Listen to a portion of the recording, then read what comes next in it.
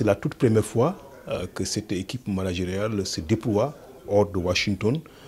pour échanger sur les questions de développement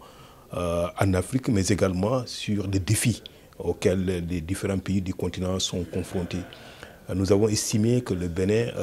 est une place appropriée pour ce type d'échange, compte tenu des progrès significatifs le pays a accompli ces dernières années sur le plan du développement des infrastructures, l'accès des populations aux services de base, qu'il s'agisse de l'eau, qu'il s'agisse de l'éducation, qu'il s'agisse de la santé, qu'il s'agisse de l'énergie, mais également en tenant compte, bien entendu, des défis de développement qui restent posés, défis exacerbés par les crises auxquelles le monde fait face,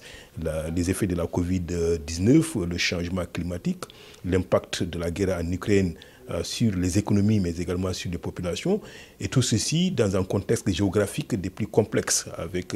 la situation sécuritaire dans les pays du Sahel et ses implications aujourd'hui pour les pays côtiers. Donc tout ceci, en étant au Bénin, nous donne une occasion véritablement de réflexion, d'échange, de constat sur le terrain, mais également de voir comment la Banque mondiale peut être beaucoup plus pertinente dans le cadre de son partenariat avec les différents pays.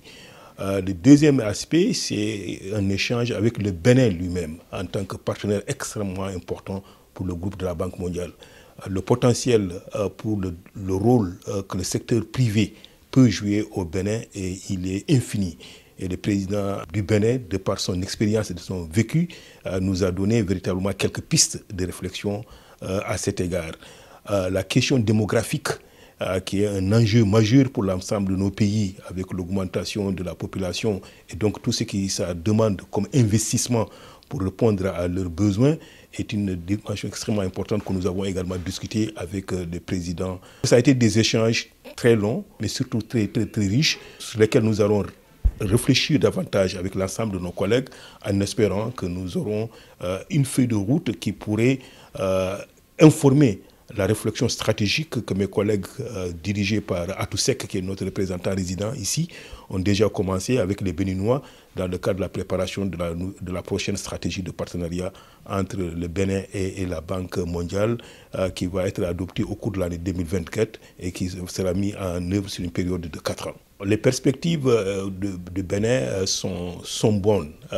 et le Bénin a fait preuve d'une résilience très forte. Mais le Bénin dispose surtout de potentialités extrêmement importantes, qu'il s'agisse dans le domaine de l'agriculture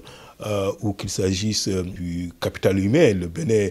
est le pays qui était appelé le quartier latin de l'Afrique, donc qui a une culture, n'est-ce pas,